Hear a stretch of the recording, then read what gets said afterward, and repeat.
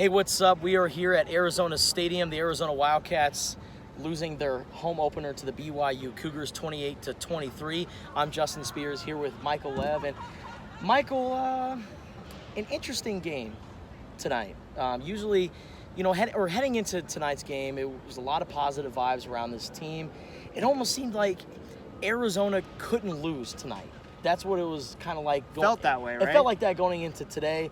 And BYU just came out and punched the Wildcats right in the mouth. I was very impressed with BYU and how the offense was able to operate. But was it more about BYU's offense gaining those chunk plays? It seemed like every play was an automatic 5 or 6 yards. Or was it Arizona's defense allowing them to kind of create some momentum for them? Probably a combination of the two. Yeah. I think if you watch this game, you would have to conclude that BYU was the more physical team. I don't think that's hugely surprising in the matchup between the Cougars' defense and the Wildcats' offense, given the inexperience of Arizona's offensive line. I was a little surprised at how well BYU was able to run the ball and control the line of scrimmage with their offense against Arizona's defense in the second half. Players were talking about it. A lot of guys were cramping up, which, I mean, Justin Belknap said it himself. It's not an excuse. It can't be an excuse. That absolutely should not happen to a team that plays in the practices in the desert heat all the time, supposed to be incredibly well conditioned. I think the bigger problem was that whole sequence of events in the third quarter. Yes. Right? Long drive for BYU, quick 3 and out for Arizona. Long drive for BYU, quick 3 and out for Arizona. That's what can wear down a defense. We are on the field for so many plays. They also kind of changed their strategy a little bit too. BYU, they started running downhill. Yeah. And when they saw that the Wildcats were vulnerable, they really took advantage of it. Yeah, and when I saw BYU's offense get on the field, it wasn't like they were running complicated plays. However, a lot of pre-snap motion. You saw a lot of players, whether it was a fullback or a tight end, go in motion. I even saw a couple times during the game where it looked like the offensive line was going to get set, and then the tackles would, like, switch. And it kind of threw Arizona's defensive line off a little bit, and by the time BYU snapped the ball, Arizona's defensive line, which included Derek Bowles and P.J. Johnson, they were just getting in their stance. So right off the bat, they were already on their heels. And BYU really took it to them tonight. But they talked about this before the game.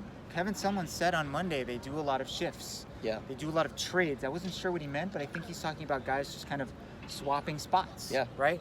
He talked about all of their movement. This is a veteran defense.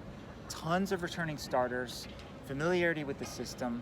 I mean, people are going to talk about Khalil Tate's performance, and we will in a second tonight, but to me, the most disappointing thing is the defense. They couldn't get the stops when they had to have them. They didn't take the ball away. Had a couple opportunities, had their hands on the ball in the secondary a couple of times, and just couldn't come up with those plays. Marcel Yates mentioned it earlier in training camp. Like the games last year where they had multiple turnovers, that was usually the games that they won. And if they didn't produce multiple turnovers, they struggled. Tonight we saw that. They could not take the ball away. Yeah, and Lorenzo Burns said in the press conference that, well, it was the first game. We were all kind of getting used to each other. And it's not an answer I was expecting because we talked about it. Marcel Yates was retained going into this year. So it's not a different defensive coordinator, and a lot of the guys that are on the defensive side of the ball, they're all returning. Outside of P.J. Johnson, and I mean that's essentially it right there. That's pretty much it, yeah. That's pretty much it. Yeah, the defense definitely got pushed back a little bit, and it should be interesting to see how they do next week because Houston's offense looked pretty damn good today. Although against Rice. It is, it is against Rice. If Rice was the opponent for Arizona tonight, I don't think we'd be talking about a loss. Yeah, absolutely. But we talked about Khalil Tate. Yep. I mean, that's the conversation everybody wants to talk about. Yep. I was really surprised at how little he was able to run. And we asked him in the press conference today, it was just, the way he answered it was, I just simply didn't have any opportunities to run. And BYU's defense did a good job of kind of corralling him, but I really thought that Khalil Tate would actually just tuck in and run a couple of times. And tonight, I couldn't count how many home run balls they were trying to throw. Tons. It seemed almost like every third play, Khalil Tate was chucking the ball 40-plus yards down the field. So there's a few things going on here, okay? Number one, BYU had a really good game plan. they were doing what I think people commonly call the mush rush. Yeah. You know, I mean, they were not sending people flying up the field. Their defensive ends were really disciplined. And Kevin Sumlin talked about this, how they finally kind of figured out, hey, we need to run the ball inside to counteract that. And they did hit a couple of big runs later in the game. I don't know how much that had to do with it just being the right strategy, or maybe, BYU was playing the pass a little bit more because they were so far ahead. But they're going to see that a lot in this season. Teams are going to try to take away those outside runs from Khalil Tate. Also, I didn't see a lot of zone read, and I thought we were going to see a little bit more. It is a part of this offense, but it seemed to me like there was such a concerted effort tonight to prove, whether it was the coaches or Khalil Tate, that he's a pocket passer. Yeah. Okay? And we kind of get it. He wants to show everybody that he's not just a runner. Pony. But when you're so good at running, you'd think that would be like a major part of the game plan, right? Bread and butter right there. Right? I mean, there were, people would criticize Rich Rodriguez at times last year for running Tate as much as he did, but man, when they would run those sweeps sometimes, they just run like quarterback power, I think they call it, right? And he would just run to the right or run to the left, and guys would pull. And it was effective. And I think you have to do that at least a handful of times per game. Sure. And I didn't see that tonight. One of the biggest questions heading into tonight was the offensive line. Donovan Lay, he started at left tackle, a true freshman, getting a start, which was interesting to watch. I thought he did okay. I thought the line overall did okay. They did, honestly. They only gave up one sack, and it was a coverage sack. Exactly. Okay? Did they run the ball great? No. But under the circumstances, I mean, I think they were all right. Yeah. I would have liked to have seen a little bit more intermediate range passing. Yeah. I think they threw one ball to the tight end the entire night. It was a sideline pass to Bryce Wolma that he was unable to come down with.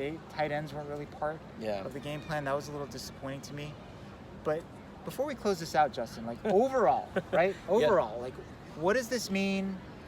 What do you think about the Wildcats heading into next week moving forward?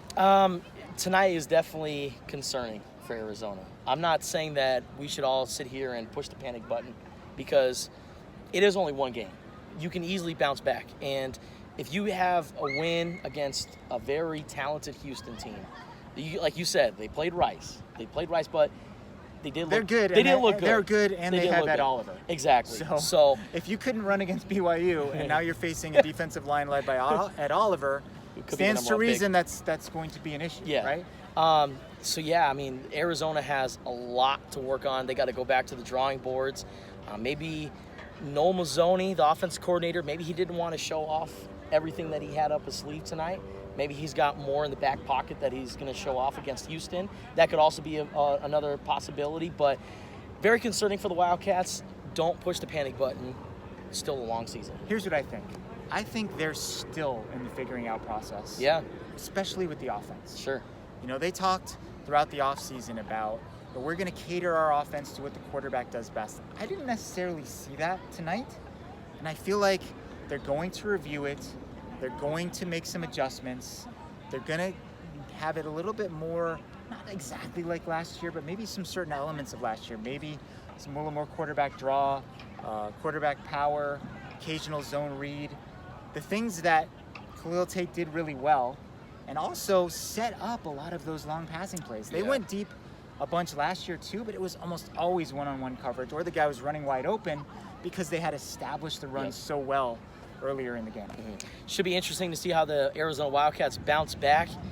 They snap their 17 home opener winning streak tonight. So start like fresh. Before you were born, practically. Felt like it. Anyway, so the Arizona Wildcats will take on Houston next Saturday. Michael Lev will be out there in East Texas providing all of your updates, and we'll be providing updates from the Wildcaster from this upcoming week's practice. For Michael, I'm Justin. Thanks for watching.